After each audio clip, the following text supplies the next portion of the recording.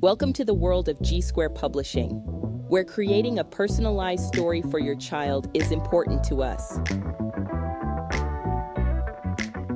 All you have to do is email us at ceo@gsquare.org and someone from our team will contact you. Or just call 917-681-2810. It's that easy. Email us today. Why wait?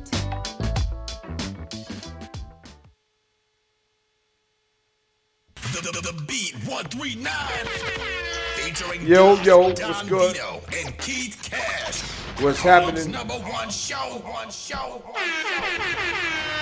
What's good? Beat 139, we in the building. And how we do it on a Wednesday. You know, each and every Wednesday for about 7 years. You know, we got like close to 700 interviews. Let me stop bragging, man. But it's the truth, though. You know, but I'm Don Vito, voice for the peoples. Doc, shake the block. Y'all know what it is. And we got another powerful interview we about to do tonight. This brother right here, he putting his work in. You know, y'all gonna hear his story. You know, and we gonna bring him in real easy like. Got my man, Andrew A.J. Jackson. What's going on? Got him in the building. Y'all know what it is. AJ is in the building. I'm in the building. What's up? Thanks for having me, guys. What's up? Yeah, Yes, sure, sir. For sure. Yes, sir. So go ahead, Doc. Take it in. Yeah, so how we do it here, we definitely like to start from the beginning to the present day. Let everybody know where you from. Well, first off, I want to shout out to Harlem because I'm born and raised in Harlem from the beginning to the ending. I live in Jersey now, but I'm from Drew Hamilton, and then I moved to Harlem River Projects. My uncle is Leroy Burgess from Black Ivory. Shout out to them. Okay. You know, I started off as a musician, rapper, in the early 2000s. Then it moved into film, and now I'm an AD and the DGA, and I also direct and produce my own films and stuff like that. All right, so let's take it back for a minute, right? So you said you from Drew Hamilton. Yeah. Shout out to 200. That's where it all started. 200 right on 7th Avenue. Adam Clayton Power for them people that don't know. Right. Because if I say 7th Avenue, people won't really So what know. street? Like what street? What cross street? 143rd. Oh, you right there. 143rd. Oh, you That's right why there. where it started. Then I moved to 152nd and 8th. Right. So shout out to Harlem River too. Okay. You know what I mean? All my people everywhere. In Harlem. Okay. So how was life growing up? Like you talking about Drew Hamilton around what time? Damn, I'm about to age myself. So when I was in Drew Hamilton, that was like in the 80s to 91. So that's when zombies was running all over the place. I have to say that there was one actual experience that I remember like clear in my head. Walking down the street from Lenox, 145th and Lenox, and I was like, Mom, let me hold my toy. I had the Sergeant Slaughter's toy. And the crackhead ran and grabbed the toy and just ran up the block, darted up the block. It was crazy. My mom said, I told you, boy, I told you. But he didn't make it too far because we knew so many people, they stopped him. And I got my toy back. Right. But I can remember that was in the 80s, man. It was crazy. Like, you can't, like, people say, they say the city is bad now. You don't know the 80s. Come on, the these 80s kids don't is know. serious, man. Nah, they don't know the 80s, see, man. the difference is, like you said, it was more like zombie. Yeah. Where you could see the money. Yeah. You could see, you could go there and be like, they getting a lot of money on this block. Yeah, nah, you can. See, now it's just different. Yeah, Willie's Burgers. Shout out to Willie's. Correct. Which is not there anymore. You wouldn't even know, but it was crazy. Willie's Lounge and all that. Yeah, exactly. So like that's Drew Hamilton area. That's the 43rd, 40th. Shout out to Cam and them from 40th and 39th and all that, and Lenox and that same box, that area from 39th to 45th is just a different kind of vibe. You know what I mean? And it was definitely burnt down buildings. I mean, if y'all know the car wash was down the block, there was nothing but brown souls that wasn't there. There was just heads there all day. So if y'all know, but growing up there was hard. I survived it. You know, I came from a good family. My grandmother was a teacher at the school right there, so she made sure I got educated. My mom got me up out of there. Then we moved down to Harlem River, which was a little different. The short buildings, the environment was more like community. It wasn't as like in the 90s started chilling off too. You know what I mean? So it started chilling off. I grew up. I went to art and design high school. So I draw and I paint, and then that turned into writing, into music, and then of course, like I said, shout out to my uncle Leroy Burgess, who was in a group called Black Ivory. Black Ivory, yeah. Old school. He also wrote Over Like a Fat Rat. If you really know, I'm aging myself, Right. motherfucker. But whatever. So he helped me get into music. And him growing up being backstage at the Apollo, I got into music and I started rapping. And I was called, my name is Andrew Jackson. And if you know, Andrew Jackson is currently on a $20 bill. So they used to call me 2-0 in the hood. They still call me 2-0 when I go back to see Mama Love. Right. So, you know, I grew up in that. And then music turned into a film. And 2014, I directed my first music video and I got into the real film business. I worked on shows like Godfather Harlem. I worked on Raising Kanan. I won an award for working on Oppenheimer as an assistant director. You know, all types of stuff. Oppenheimer. Yeah, Oppenheimer. That's some big shit, man. Yeah, Oppenheimer. That was a big joint. Said that shit like it wasn't nothing, man. That's some mean, big shit, though, man. So the actors in there is major. Yeah. You know what I'm saying? That shit won a bunch of Oscars. Yeah, it won like I think 7 Oscars. Yeah. I mean, it just flooded the whole joint at one time. Last year. Yeah, last year. So man, congratulations, brother. Thank you. I appreciate that. Congratulations. Like being from Definitely. like being from where we from and being able to touch something like that is magical. That's Yes, how you you know damn it's right. magical, brother. You damn right. So I just happened to be in the right place, and my mom said, if it's meant for you, it'll be for you. So it was meant for me to end up there. I didn't know I was gonna be there. I was a rapper.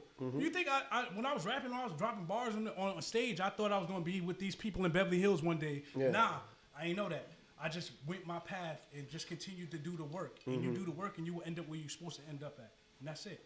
You know what I mean? But yeah, That's a nice story. Like I like the story, man. it's not over yet. There's more to tell too. It's coming. we move fast with it, right? But that's like a nice journey that you went through. But what I want to say is that, so when you grew up around Drew Hamilton and stuff like that, you ain't never get caught up in no foul play, like you know. I was hustling the area era and all that type of stuff. Shit went down, you know. So it was always crazy. Like I said, my uncle Leroy Burgess, I have to shout out to my family, and I keep going back to that. But my family, having already grown up there, I was kind of protected. You know how it is in Harlem. Cool. So it was like, nah, we gonna do this. You go over there. You go read your comic books, little nigga. Right. You go do what you gotta do because you have a future. We gonna do what we do. I think earlier in the prep we were talking about a tiger. We were talking about the tiger, and I was right in the next building when the tiger was there. So I grew up with the Yates family. You know what I'm saying? I grew up with the Yates family, and shout out to Aaron and Prince and Antoine and all of them. Those are still my family, and they made sure. So if I knew the Tiger Man is my family. You know what I mean? Like they was like, yo, nah, y'all go over there. Right. You know what I mean? So that way I could get to where I'm at right now, because they know that there was a path, that they was doing the stuff they had to do to survive then. And shout out to all of the people, because I have so much admiration. I don't even want to say respect for the hustlers of my day, because they were the superheroes. They were the superheroes. I didn't have nothing else but I had nothing else. I had nothing else to look up to, and I looked up to them, and they kept me safe. So I never got caught up. No, that's the answer. That's a good that's a good thing. That's a good answer. The reason why I say that, because a lot of people in the hood don't have that. A lot of people. See what I'm saying? Yeah. And some do have it, but they don't listen to it. See, because you can have it, but you're hard-headed, so you don't listen to it. You know what I'm saying? But you listen to it, and they protected you from it, and that's a good story, man. You know, because a lot of people don't have that, man, right there, man. You know what I'm saying? I also came up in an era when I had to be at home by the time the street lights came on. So my mama came out with the belt, and she be like, "Yo, boy, it's time to get upstairs." So that kept me off the street too. Shout out to my mama. But you know what? Like what Vito was saying, it's so refreshing, because a lot of people come up here and they, they get caught up and they glorified. So it's always good to have someone who grew up in the mix of things and didn't follow that path, because that takes a lot of strength and a lot of discipline. Because especially around that time, you see the money out there. I'm trying to tell you. The era that you named is like. Yeah, I'm just trying to say. This is a time when I mean, many people. I tell people all the time, don't think Outpo and Rich Porter's the only ones in Harlem getting money. Everybody in Harlem getting money. So you see it going on from Broadway all the way down to Fifth Avenue. You know, that's what I can account for. You understand? Everybody doing it. And for him to see it, but they was his superheroes, like he said. But his family see when he thought about it, nah, nigga, you ain't doing that. They would, shout out to the Knox and the Gibbs family, to my father's family. They're from up the hill, from like the Amsterdam area. They were from the Sugar Hill. Also, Sugar Hill area. So and my cousin was Bumpy Johnson's goddaughter. You know what I'm saying? So I'm really tied in like that. Right. But then at the same time, all of those people wanted us to do better, not to be in the same place. And now I can look back and I can say, shout out to the Knox and Gibbs. Like they property owners. I'm a property owner. I'm something different. Then I don't have to. My kids is not going to grow up the same way or in the same area, and that's really the goal. Yeah, that's really the goal. That's very important. That's big. That's really. You know what I'm saying? Yeah, that's really the goal, bro. We could get nice cars, nice jewelry, and all that. That's cool. But you got to go further. And they wanted me to take it further, so they protected me from that. And they taught me. They handed me books instead of guns. And it was like, yo, cool, do this. Instead of drugs, it's like, read your book. You know what I mean? This is going to get you further. And I say further because there's no limit to the distance I could go from now. You know what I mean? Or take my family. Or when I pass on, my children will take it on. You know what I mean? I'm sorry, I'm talking a lot. You got a little ball game with you, man? You play a little ball or something? Nah. So, You the guest. I stayed in the arts. Like I said, it went from painting and drawing. I went to art and design high school. So you was good in painting? No, I'm one of the best. I worked at, my mom made sure I interned at DC Comics, Milestone Comics. If y'all know about Static Shock. Dwayne McDuffie. I actually got to work with that man when I was 16. When I was interning when I was 16 in high school at DC Comics, which was an affiliate with Milestone and Dwayne McDuffie. He created Static Shock, which became popular later. My mom made sure I got into that kind of shit. So, but then that turned into music.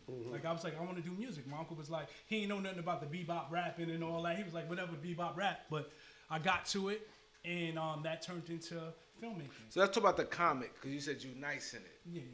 So what you do, like logos, different things like that? At the time, it was really more about like creating, like I could draw illustrations. You could go to my Instagram. There's some pictures that I drew back in the day and paintings. Really, I'm just good with that. Like not. Like comic book stuff. Yeah, comic book stuff. Like you could draw like Spider-Man, like the characters. Yeah, characters and all that. You know what I mean? Illustration. That's what I was really good at. Because I was reading comic books and stuff like that. So obviously that was our escape from wherever we were. And I got into it, and my mom put something into me. Was like, okay, you want that? And then my uncle, when I told my uncle I wanted to do music, he was like, all right, cool, come with me backstage at the Apollo. And that inspired me to become Mr. 2-0, and Mr. 2-0 inspired me to become Andrew A.J. Jackson. You know what I'm saying? So one thing built on the other thing that built on the other thing that I don't know what's next. I'm running for office. Vote for me.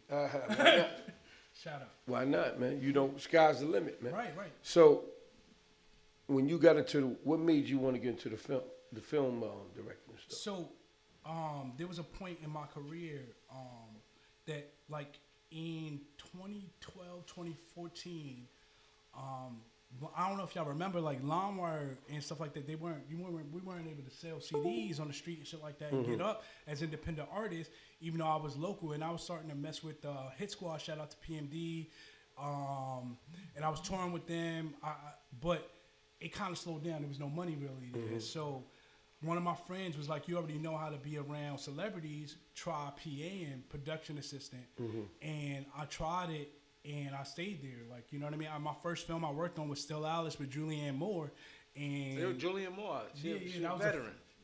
That was the joint. Still Alice is the joint she won an Oscar for. My man was like, that being your first joint, it's a metric to wherever you're going to go next. And then I eventually worked on Oppenheimer, and they were like, whoa, you know what I mean? And shout out to that, the DGA, the Directors Guild of America. I was the only black person standing on that stage. You could go and look it up. It was a bunch of respectable other people there, but I was the only African American. My son pointed it out to me. He said, "It's Black History Month, Dad." and you're the only one. You're the only one. God made it. So so those kind of things. So it led me into the transition was the music business really stopped. You know what I mean? There was no money in it. So my friend introduced me to film, and I just continued on. Well, that's what's up. Yeah, so film. So when you work on a film, what role you played on it? So a production assistant. I started off as a production assistant, which is like a hand. You know, go get me this coffee, go get me this water, blah, blah, blah. Drive this person here. And I had a good personality, so they really started me out with, like, dealing with the actors. Like, I was, like, taking care of the actors. On Still Alice, actually, my first day, I drove an actor through Harlem. I picked him up in the financial district and then drove him through Harlem and was, like, pointing things out. Like, yo, that's Apollo, that's blah, blah, blah, blah, blah. And he was so impressed by how I knew driving through that he introduced me to the director after that. So I just built up from that, and then I became an assistant director, which I am now, which I got to be on Oppenheimer, where we run, like, the background actors. We are in charge of getting the cast there on time, things like that. You know what I mean? Yeah, so that's my job, is working with the cast, helping the director accomplish whatever he needs.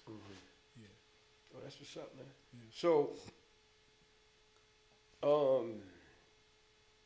your take on LA when it comes to the film industry, because you got New York, right? Yeah. New York got a little bit of everything. But LA, a lot of people leave New York and say, I want to go to LA and pursue my career. Okay, so I'm gonna be 100% honest, because that's the only way I could be.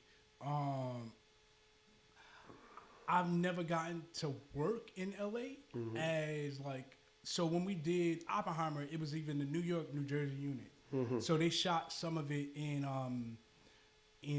New Jersey. So they had to hire, because I'm a union member, so they had to hire people that are in this side of local, because they shot a lot of that in the desert. I don't know if you saw the film. Yeah. They shot a lot of that in the desert, and then when they shot, like, pieces of it in New York and New Jersey, they had to hire us. But LA, I don't know. It's a little different. Like, the people I met from LA are good people. I just haven't really got to connect with them on a level of creation. New York, I like New York. I'm used to this. I grew up in this. I'd rather people be mean to me and be real than be fake nice and never call me again. You know what I mean? Say we're going to do lunch and never show up. I'd rather you be like, nah, I don't eat what you eat. You know what I mean? So I really enjoy the East Coast vibe because I feel like it's more honest. Like, if you like me, if you fuck with me, you going to fuck with me. But if you don't, I feel like LA might tell you, hey, call me, buddy. All right, and I'll never hear from them. You know what I mean? I prefer the East Coast. Well said. Yeah, well said. That's the comparison too. Yeah, you know. That's right.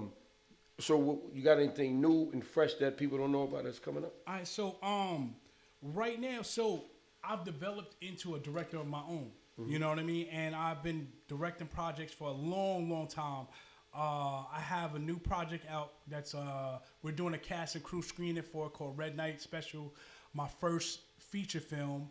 We'll be doing that on April 15th, and I also have a short film out right now called Game On, which is like a horror film. So I try to touch all types of storytelling. The Red Night Special is like a hood film. It's an urban crime drama, lightly based on lives of people that I've known in Harlem. You know what I mean? Like, we actually got so they just transitioned. If you go through Harlem and you know anything about it, like, Harlem River looks different than it did 2 years ago, right? 2 years ago, I got to shoot some stuff that really, it looks authentic because we shot it while they were changing it. We got lucky enough so it might be like an archive of sorts about Harlem and really trying to touch and capture. I have, like, scenes where, like, this young man is confronting his mother, and she's strung out, and she doesn't even know who he is. And then there's scenes like just that really authentic Harlem stuff that you would feel. That I felt when I watch my film. I really tried to be authentic Harlem with that. But then the horror film is something completely left. It's about 4 girls in a cabin. That none of them. There are 2 African American girls, but then there's 2 white girls, and the killer is a white dude. You know what I mean? So that like people wouldn't expect. And that's a short film. That's a short film, but I So have when a you say feature short, how long? That one is I think 12 minutes long. The other one is like 70 minutes long. And when it comes to the short film, I have a feature film idea for it, but I just wanted to do a concept so people could get into the concept. The killer is called Peekaboo to Annette. That's why it's called Game On. He streams his killings on through like a goggles or something like that, like which is putting technology, technology in this. Here we go. Cool. But that's what I got. So Game On and Redneck Special, 2 joints. I did a couple of joints. So you said 12 minutes. That Game On is 12 minutes, and you can check it in the film festivals. Redneck Special will be streaming this year. We're doing a premiere April 15th, and you guys should come out.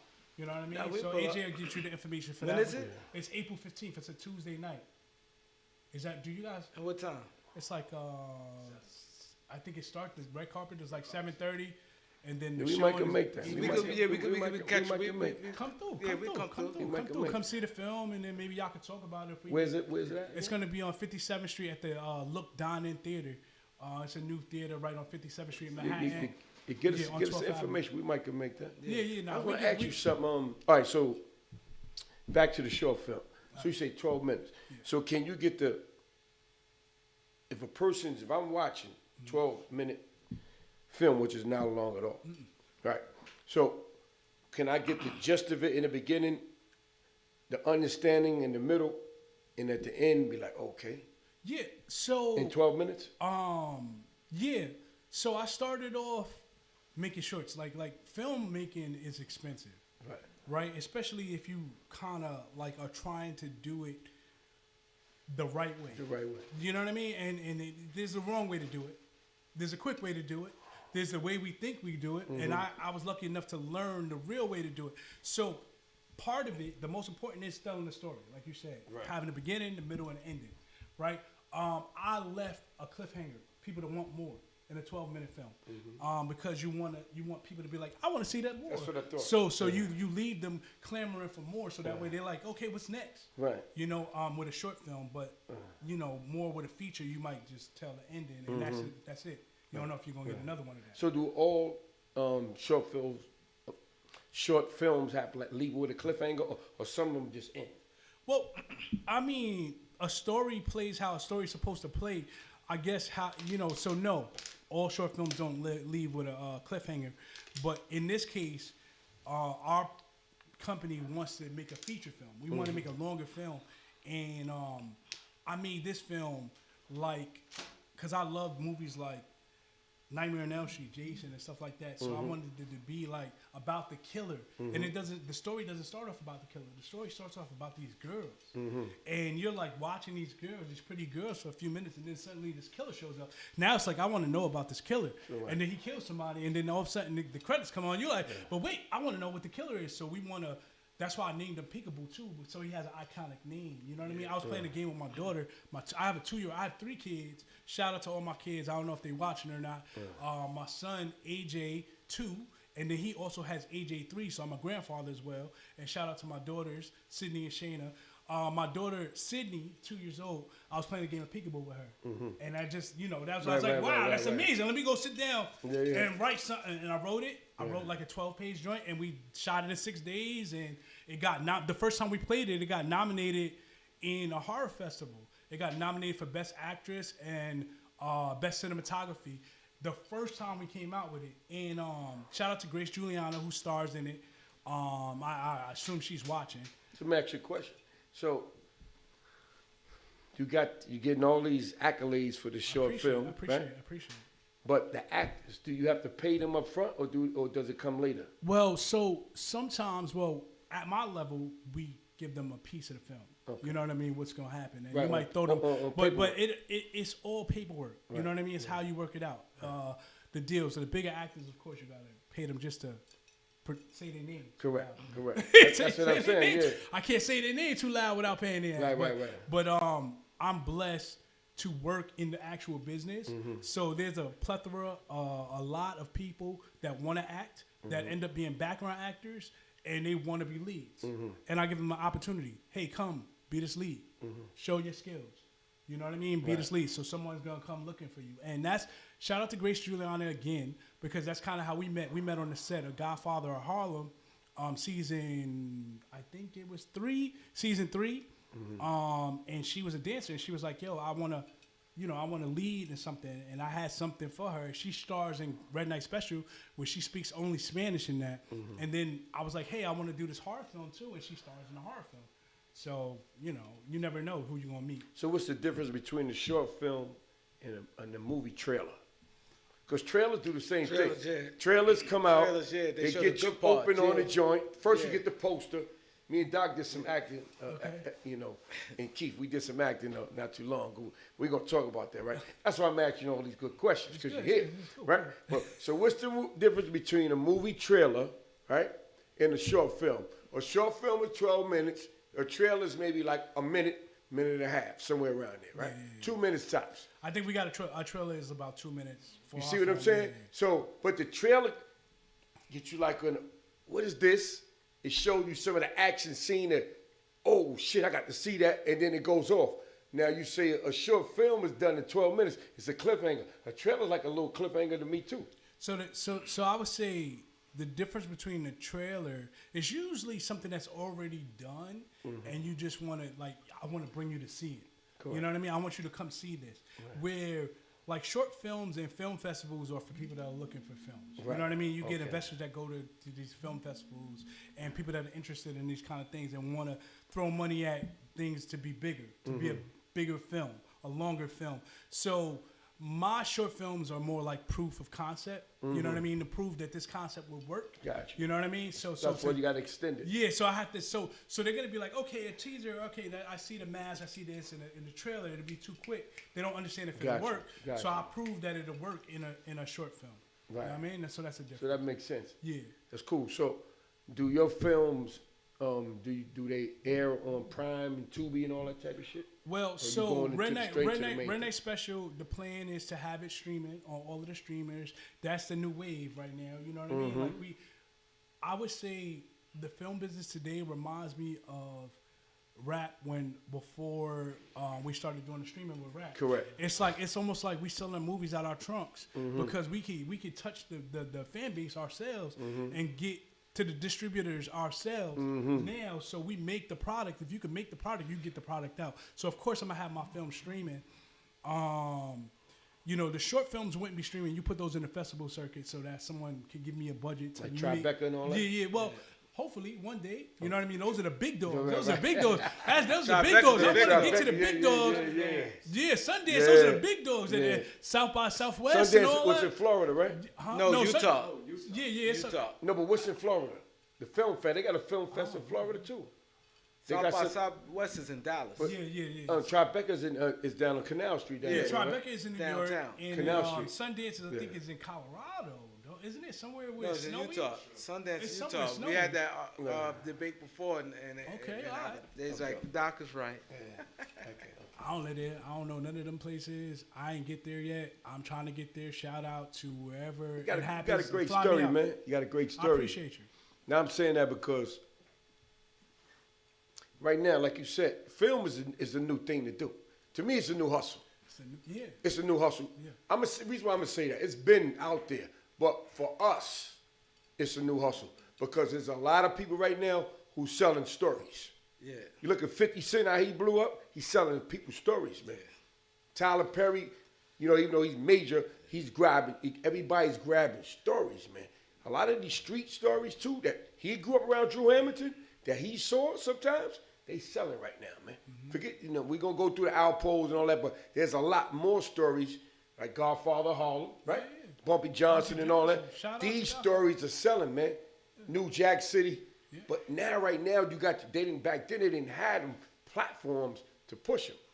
So now you have Prime, you got Tubi, you got Stars. Yeah, you got all of these platforms. If you can get a couple of dollars and you get a good story and you can write it up and you get the actors to come in, you could do it. Yeah.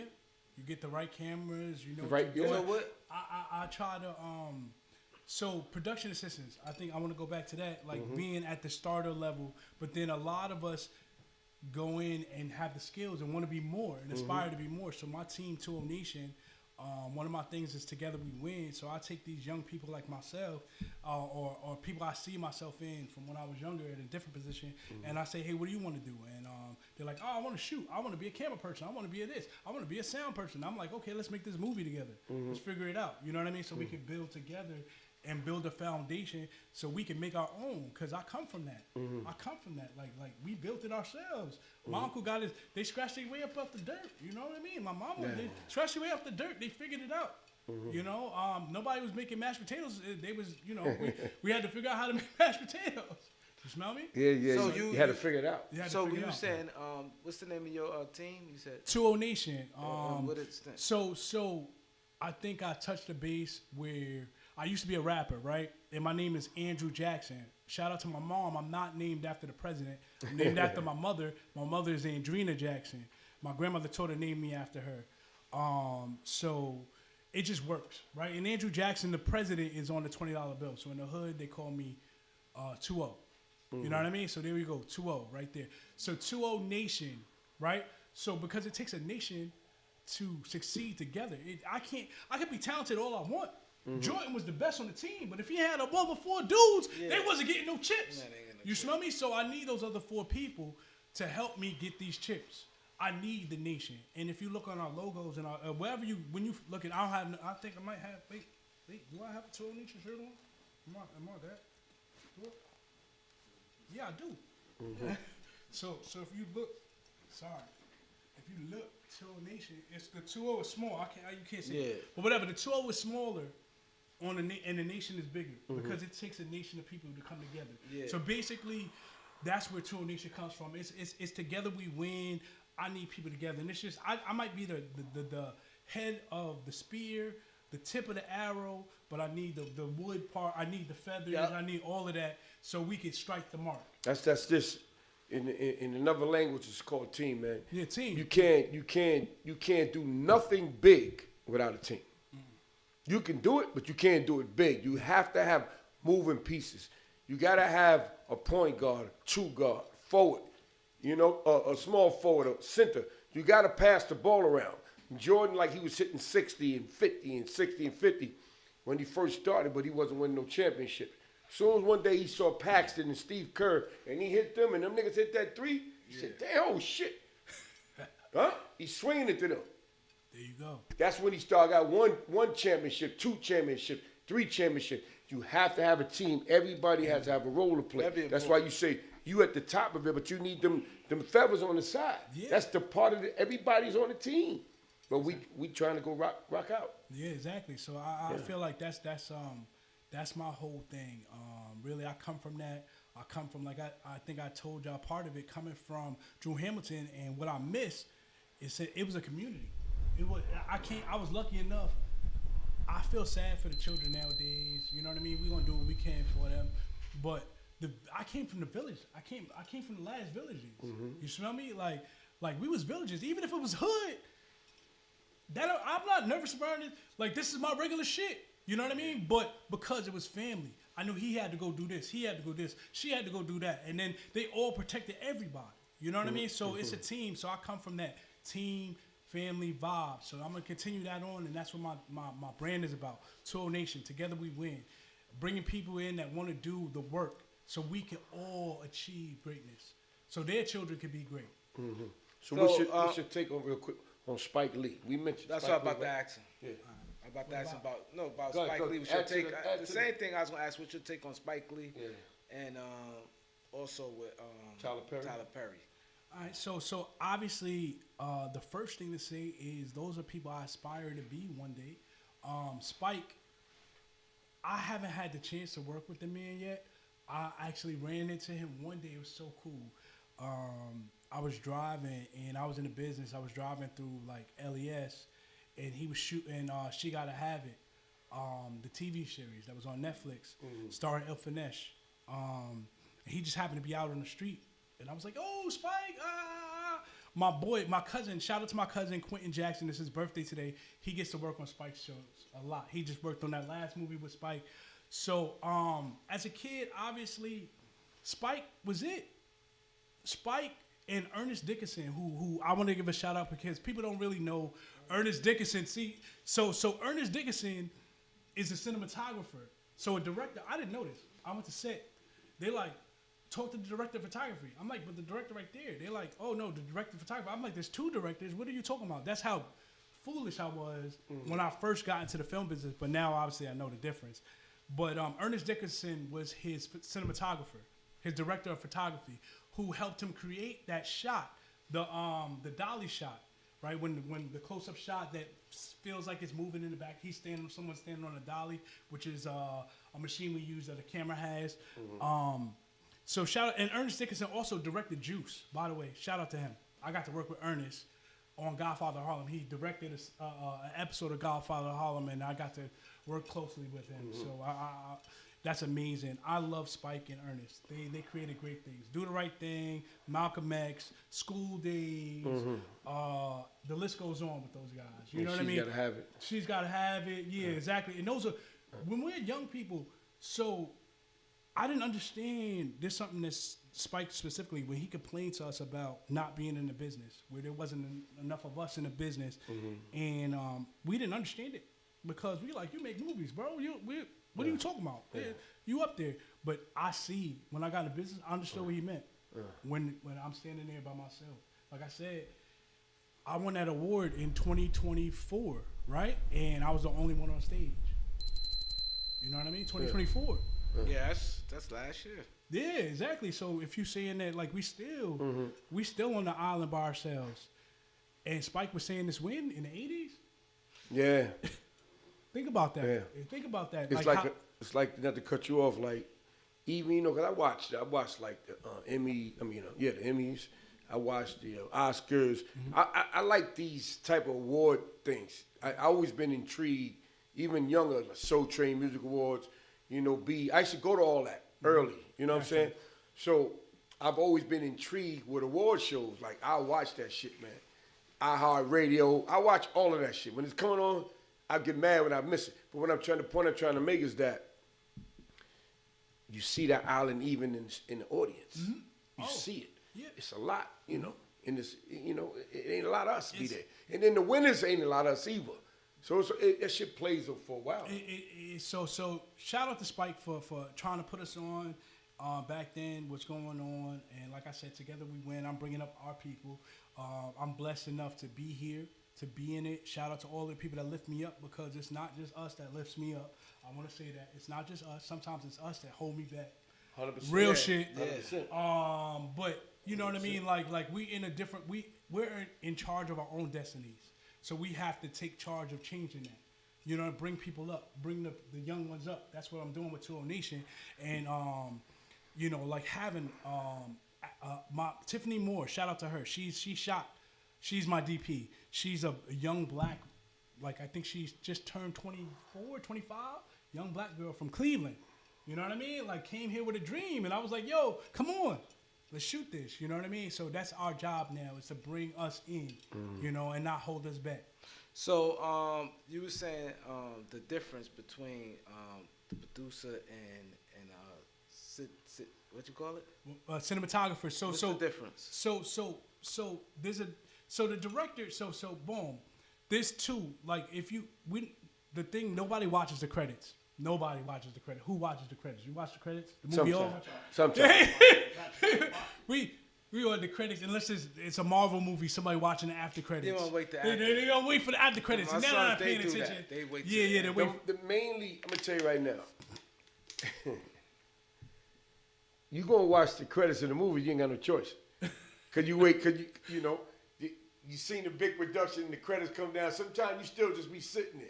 Yeah. But at home you changing that channel and leave. Switch it.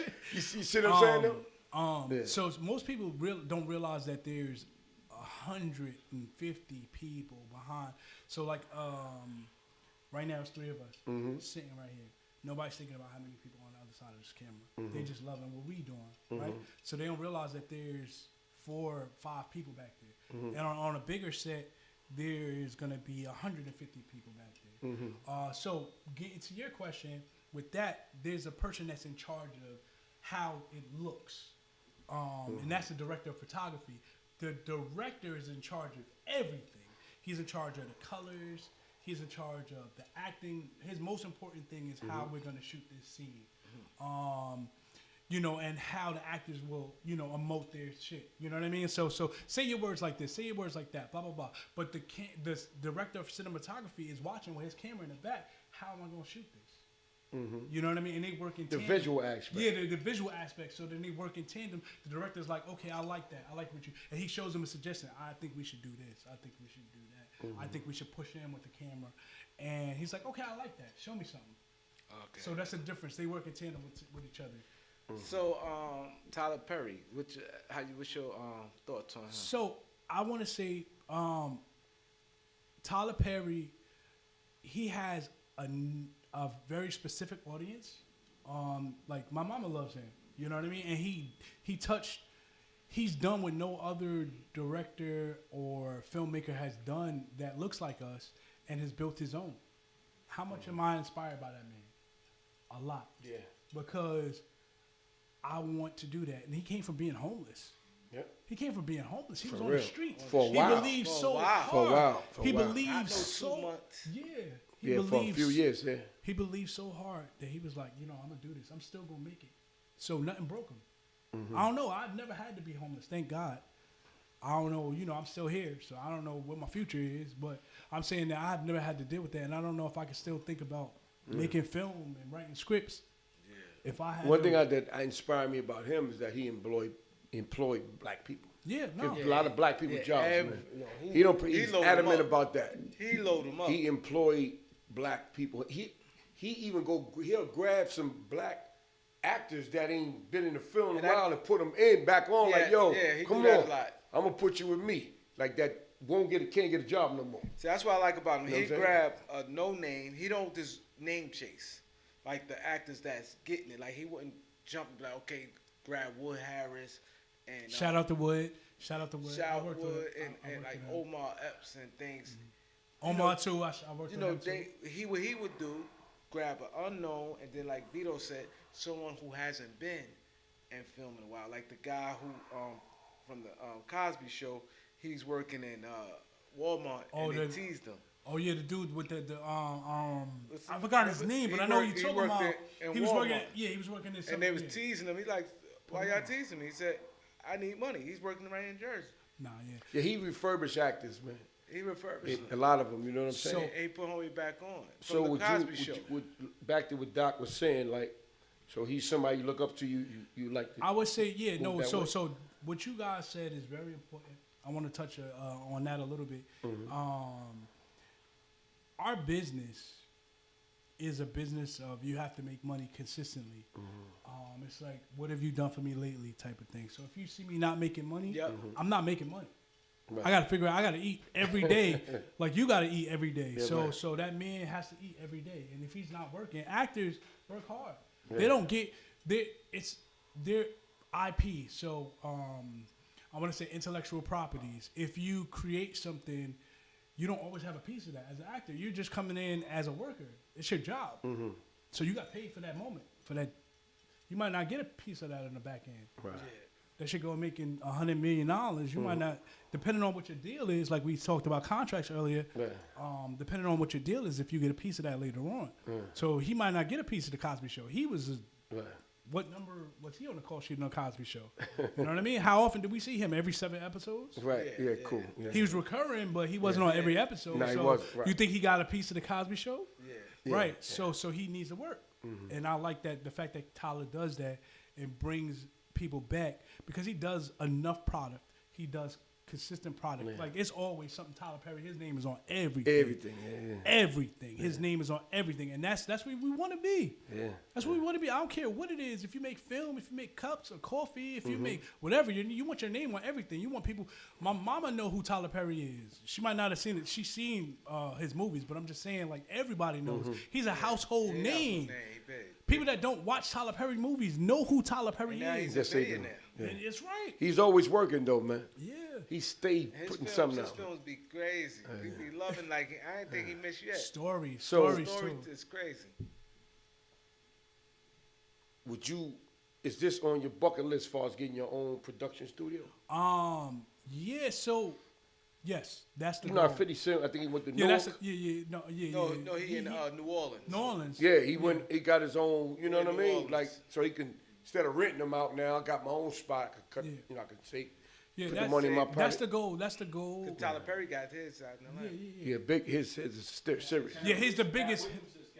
Yeah, Cat. Oh, Cat Williams got one? Yeah, Cat Williams just bought one. And, Well, he doing directing Anthony now. Mackie just bought some land too. Yeah, he's Captain America. And He land just is bought easy, some because land, you can buy land. Yeah, no, but Yeah. yeah, down there, and then Down you just there, turn it yeah. into whatever you want. Yeah.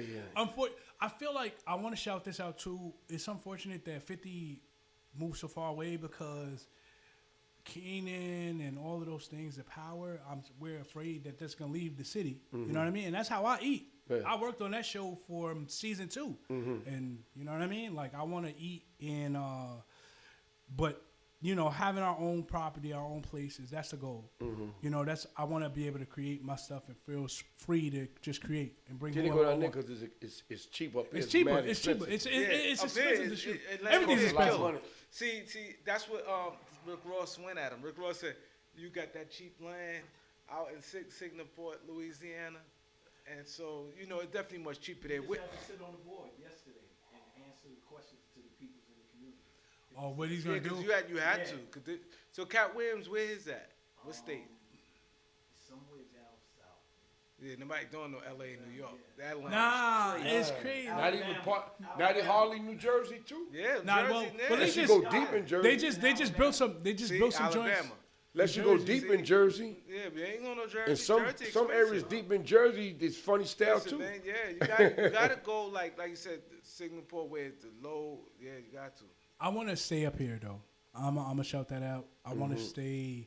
I'd like to build something in Jersey. Get your warehouse, bro. Yeah. Empty Give me warehouse. something in Jersey and You know what I mean? And give back to the people because I'm not gonna move too far from the people that protected me. You know what I mean? I want to give back to the people in Harlem, the people in Jersey, the people that were part of my family. This is where my family is. So I'm not. A lot of my friends went down to Atlanta. A lot of my friends have gone down in different places.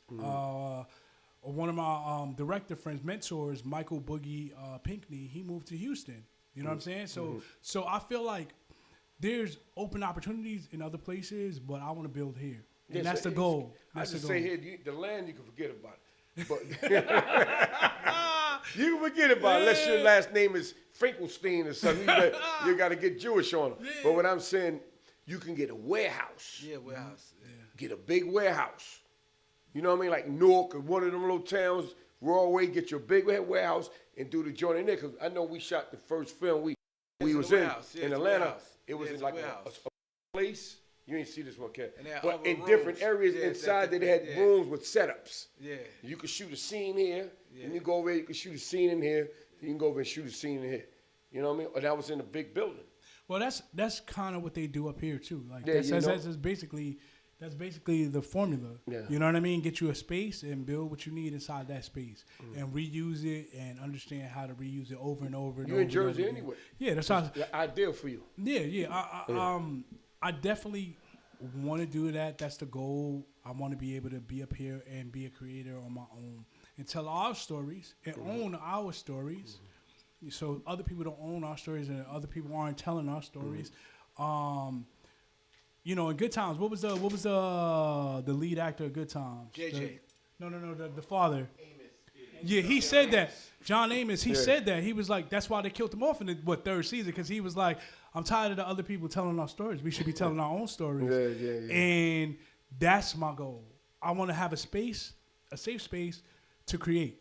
And I want to have my own space to create. And I want my children to have a space. So when I'm gone, that my children can continue to, you know, I want to be the Warner Brothers of Harlem.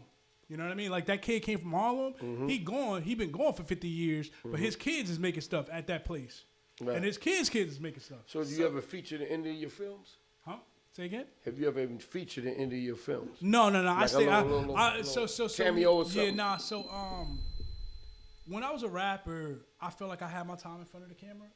Now it's for my time for the behind the camera. You know what I mean? Everybody has their time for a moment. You can't try to. I think when you stay in one position too long, you lose the value of that position. You know what I mean? And you're not going to be as good as you're supposed to be. So it's my time to step back. It's my time to push the other people forward. Gotcha. So earlier you talk about how you met Flash. Can you get into that? So Flash. So while I was touring with Hit Squad, it was dope. You know what I mean? Like 2012.